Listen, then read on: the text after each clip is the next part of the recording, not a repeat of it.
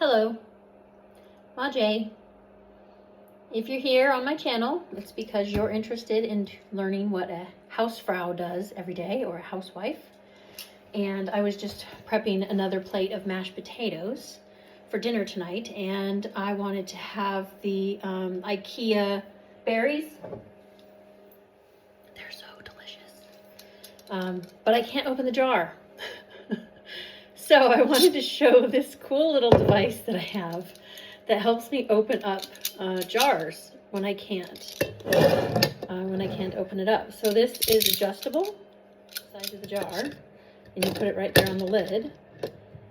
There it goes. Hey, there it goes. Hey, there it goes. Hey, there it goes. Hey, easy peasy. Isn't that cool? I love this. So it's adjustable jar opener. If you ever have trouble opening, your hands aren't holding as much, you can't grasp and really get that lid off, I highly recommend having one of these in your kitchen. They're so cool. It's amazing. And it helps when your hands just don't have the strength that you need to crack open a jar of delicious, yummy IKEA. Thanks for watching. Do all the things.